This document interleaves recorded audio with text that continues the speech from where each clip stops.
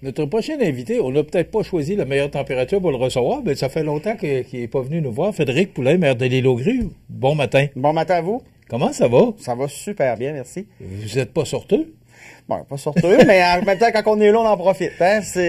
Puis mes enfants sont toujours à dire, c'est le fun, Montmagny. J'aime ça, la ville de Montmagny. Puis moi, la majorité du temps, sont à Lévis. Mais Montmagny, ils s'y trouvent, puis ils ont beaucoup de plaisir ici. Puis je vous dirais qu'il ne manquera pas grand-chose pour qu'ils soient ici tout le temps. Et là, je vous remets de l'Île aux Grues. Oui. Parce que vous êtes maire de l'Île aux Grues. Justement, hier matin, vous ne pouviez pas traverser en raison de la mauvaise température. Est-ce que c'est un irritant, ça, pour l'hiver, pour les insulaires? Bien sûr que c'est un irritant. Ça fait partie du défi de vivre à l'Île aux Grues. Mais en même temps, quand on choisit de vivre à l'Île aux Grues, il faut être conscient dans quoi on s'embarque. Et en même temps, ben, depuis quelques années, les normes se sont énormément resserrées au niveau des transports publics, ce qui fait en sorte que ce qui était il y a 4-5 ans, l'avion fonctionnait, par exemple, l'hiver. Maintenant, elle ne peut plus. Donc, on est toujours... vous savez, le gouvernement a toujours tendance à resserrer les règles au nom de la sécurité. Une fois de temps en temps, on oublie aussi l'efficacité au niveau de la population et des services. Il faut savoir que le record d'Air Montmagny est parfait au niveau des incidents. C'est vraiment une très belle compagnie aérienne qui nous dessert, mais il y a une partie maintenant des décisions qui ne leur appartiennent plus. Et il faut qu'ils composent avec ça. C'est à 100% local, là, maintenant. Ouais, mais maintenant, c'est régi par le ministère des Transports. C'est régi par le ministère des Transports. Il y a des gardiens, il y a des employés à chaque piste pour évaluer l'état de la piste et tout ça. Et les normes se resserrent tout le temps, au détriment des services à la population qui sera possible. Parlant de ça, on apprend cette semaine qu'il y a eu un exercice de ravitaillement. Ça faisait, et reprenez-moi si j'ai tort, 2-3 ans? C'est 3 ans qu'il n'avait pas eu. Bon, OK. C'était la première fois cette année. Et là, on apprend cette semaine que la Société des traversiers a utilisé le traversier de l'île aux Coudes pour pouvoir effectuer le ravitaillement de l'île aux Grues. Puis ils ont pris un bateau de Lévis, puis ils l'ont envoyé à l'île aux Coudes. C'est de la gymnastique, mais ce qui est important, c'est qu'ils l'ont fait. C'est important parce que depuis 3 ans, vous n'aviez pas de ravitaillement l'hiver. Est-ce que vous étiez, ou à chaque année, Frédéric, vous êtes au bout du rouleau, là, rendu à cette période-ci de l'année? Écoutez, la base du bateau d'hiver, c'était que quand le ministère de l'Environnement a fermé le dépôt de déchets qu'il y avait à l'île aux Grues, où est-ce que les déchets étaient incinérés, on ne pouvait pas devenir une place où est-ce qu'on manipulait puis qu'on entreposait des déchets. Et la façon, il y a une quinzaine d'années où est-ce que ça avait été réglé, c'est de dire on va vous envoyer un bateau l'hiver qui va vous permettre de sortir les déchets. Et du moment qu'on a eu le bateau d'hiver pour sortir les déchets, pour se mettre conforme à la réglementation sur l'environnement, bien, les gens ont dit pourquoi on ne mettra pas du matériel dessus. Et ce matériel-là a permis à la fromagerie, aux entreprises, mais aussi aux insulaires, d'avoir une cadence économique bien plus supérieure du fait que tu aies un transport après 2 mois et demi d'hiver que si tu l'as juste au bout de 5 mois. Et on a vu une belle croissance des entreprises et de la diversification de ce qui se faisait à l'île depuis ce temps-là. C'est qu'on peut mettre plus de marchandises sur un bateau que dans un avion. Oui, puis imaginez, on essaie d'attirer des gens qui viennent travailler chez nous. On lui a dit, ben, tu n'auras pas de bateau pendant 5 mois. Versus le dire, ben dans le milieu de l'hiver, il y a un bateau. Fait que si jamais t'arrive de quoi à ton véhicule ou tu as besoin de rentrer des gros meubles, quelque chose qui passe pas par avion, ben tu as la possibilité de le faire dans le milieu de l'hiver aussi. Et ça change toute la dynamique au niveau des gens qui sont à l'île, mais ceux qui veulent s'intéresser à l'île puis venir y travailler. Mais qui a fait la demande? Est-ce que c'est le conseil municipal? Oui. C'est toujours la municipalité qui fait les demandes. demandes. Là, ça fait 3 ans. Vous êtes le nouveau maire. Est-ce que vous avez plus d'influence que les autres qui ont passé avant vous? Ben, je suis un vieux neuf. Parce que moi, j'ai été maire de 2009 à 2014. On a toujours continué cette dynamique-là. Le reste, après, c'est qu'il faut savoir que la société est arrivée dans une époque où est-ce qu'elle avait beaucoup de navires à réparer. Il y avait eu un peu de négligence, peut-être pas de la négligence, mais un peu de laisser-aller au niveau de l'entretien des navires. Et ils sont entrés en phase d'entretien de navires. La raison pour laquelle c'est le Félix-Antoine Savard, c'est lui qui fait notre ravitaillement habituellement, est à l'île aux Coudes, c'est parce que le bateau habituel de l'île aux Coudes est en réparation depuis 5 ans. Fait qu'il fait des brèves sorties, il revient, mais il ne réussit pas à mettre le doigt sur le bobo. Et normalement, ce bateau-là, le Félix-Antoine Savard, il a été conçu à l'origine pour être capable de dépanner dans à peu près toutes les traverses du Québec. C'est le bateau polyvalent. Donc là, c'est sûr qu'en n'ayant pas le bateau de l'île aux Coudes, il fallait trouver une gymnastique. Moi, le maire de l'île aux Coudres m'a appelé, m'a demandé, peux-tu retarder ton voyage, puis tout. Puis d'habitude, c'est quelqu'un avec qui je suis très conciliant, mais cette fois-là, ça a été non. Il n'y en était pas question. Donc là, ça prend une gymnastique de pas laisser l'île aux Coudres desservie, parce que l'autre bateau vient desservir l'île aux Grues. Et la solution, ça a été un navire à partir de Québec. Mais cette année, tout a bien fonctionné. Je n'ai pas entendu parler qu'il y avait eu de pépins particuliers, donc tant mieux. C'est toujours une zone de stress pour un maire quand il s'en vient un bateau de Québec avec des transporteurs à bord. On sait qu'on est toujours un petit peu sous pression, mais la STQ aussi est sous pression dans ce temps-là. Est-ce que ça coûte, est-ce que vous payez ce service-là? Non, c'est offert par le gouvernement? Oui. Bon, puis est-ce que c'est suffisant? Parce que là, vous me dites que ça s'est fait hier, une journée. Est-ce que c'est suffisant? C'est un ravitaillement? C'est un bateau? Si on demande à tout le monde... C'est un voyage? C'est un voyage, oui. OK. Si on demande à tout le monde, il y en aurait un par semaine. Oui. Je pense que... Mais en même temps, c'est des deniers publics. Je pense qu'il fait la job quand il est là. Ce qui est important, c'est d'avoir une prévisibilité annuelle qui va être là. Si on sait que d'année en année, il est là puis qu'on peut compter dessus, c'est pas une grosse tempête de neige, on le met 2 semaines plus tard, ça, c'est pas quelque chose. Mais le perdre 3 ans de temps fait extrêmement mal à la mentalité puis au désir de combativité. D'aller s'installer chez vous, d'aller de travailler à la fromagerie. De développer les entreprises, de continuer le commerce. Parce que, vous savez, quand on vit dans les petits milieux, là, puis il y a plein de petits villages qui vivent ça, c'est pas juste les îles Grues. C'est que souvent, on a toujours un sentiment de perte d'année en année. C'est toujours plus compliqué parce qu'on se fait toujours imposer plus de normes, mais en même temps, on perd toujours un petit peu de service. On perd toujours un petit peu de liberté. Exemple, juste, je vous parlais tantôt des normes de transport qui se sont resserrées. Bien, c'est sûr que là-dessus, il y a des voyages qu'on perd. Les normes au niveau du navire se sont resserrées. Ça prend plus d'eau maintenant autour du navire. Bien, maintenant, il y a des journées qu'on n'a plus de bateaux à cause de la nouvelle réglementation. Et ça fait à longue que les citoyens ils arrivent à une place où est-ce qu'ils commencent à sentir du découragement de ça. Puis le bateau d'hiver, quand il n'est pas là, ben il contribue à ça. Par contre, quand il est là, on est capable de dire qu'on progresse puis qu'on continue. Puis ça prend vie. Là, puis souvent, là, moi, je suis même plus dans l'étape où est-ce qu'on dit on peut en demander plus de services. On n'y arrive pas comme collectivité. On peut-tu maintenir ce qu'on a là puis le maintenir de façon raisonnable pour les gens? Oui, ça, c'est important. Frédéric, j'ai beaucoup de sujets, puis le temps passe vite. La fromagerie de l'île aux Grues. Oui. Mes sources m'indiquent qu'on a un petit peu de problème avec la fromagerie de l'île aux Grues. Est-ce que ça va bien à la fromagerie de l'île aux Grues? Parce que là, on a gagné des prix, on a mis en valeur cette fromagerie-là. C'est la fierté, d'ailleurs, des insulaires. Mais là, comme toute bonne entreprise, il semble qu'il y ait des difficultés ou certaines difficultés. Est-ce que mes sources sont bonnes? Oui, ben de toute façon, c'est public. Lundi dernier, le conseil municipal a adopté une résolution qui signifiait à la fromagerie et à Grillet qu'elle était inquiète. Qu'elle était inquiète du futur.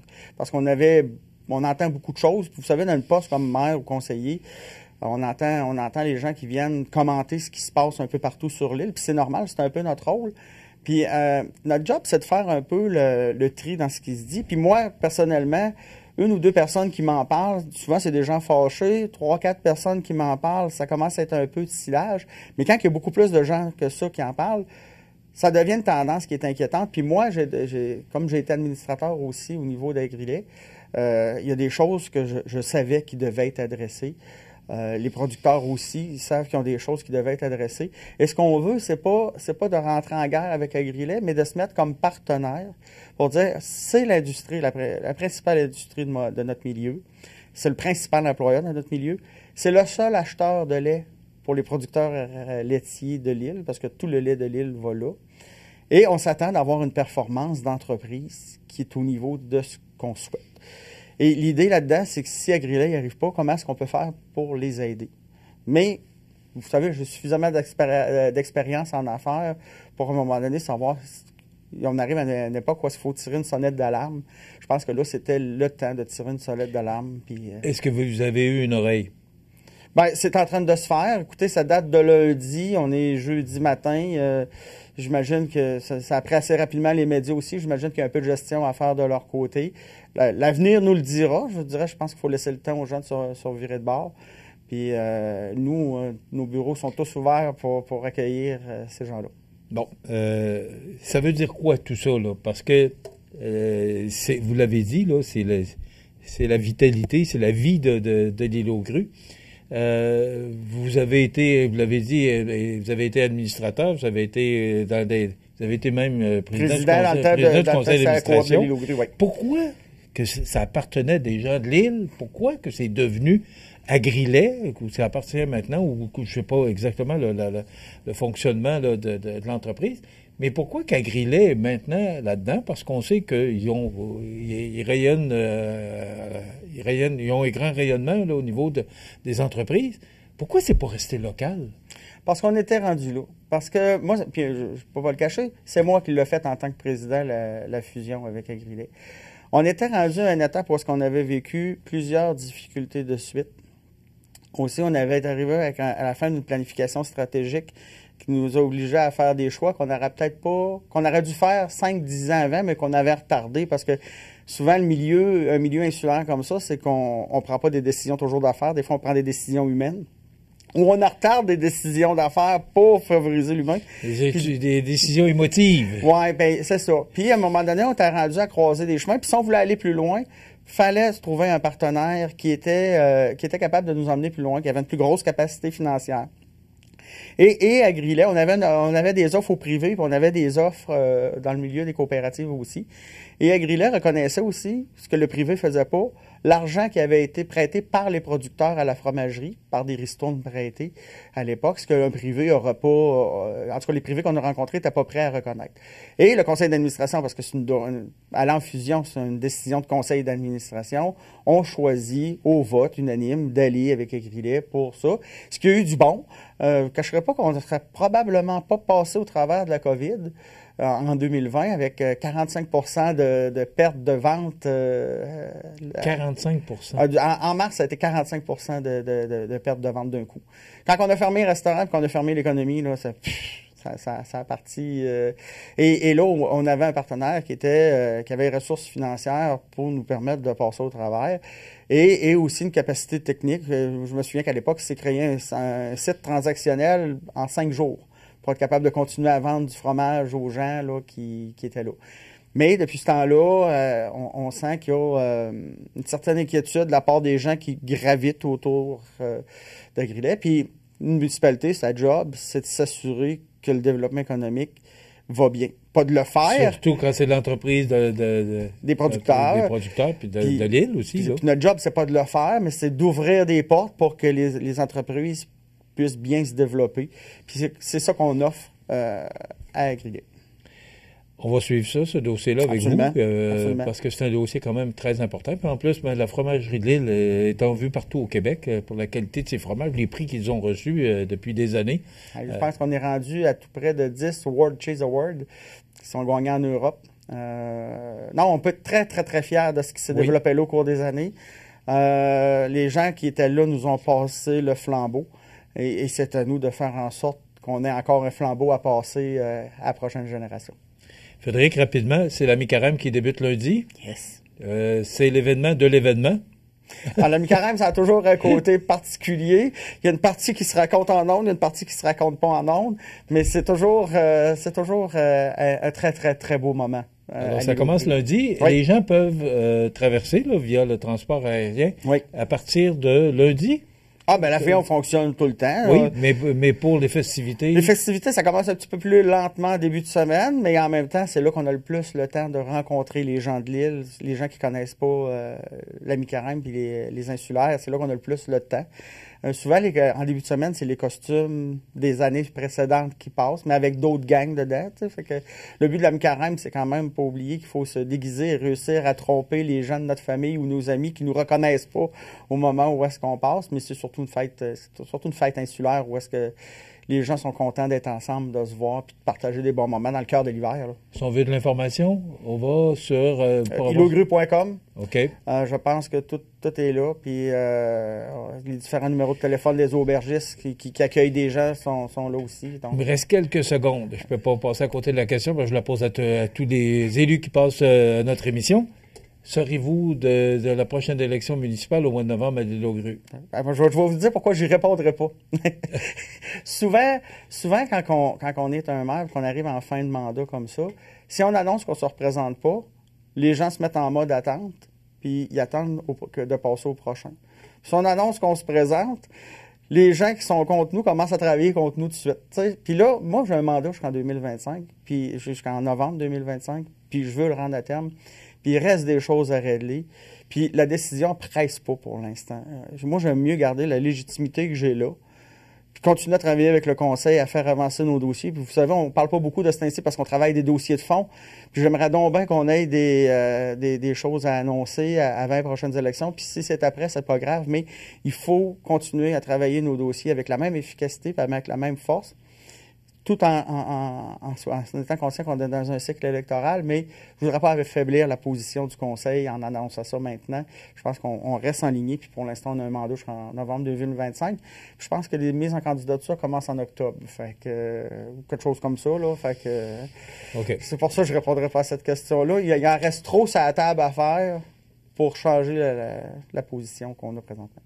Êtes-vous inquiet de ce qui se passe actuellement par rapport à ce que vous vivez chez vous, là, en quelques secondes? Le temps est déjà expiré, mais on va prendre ces quelques secondes-là.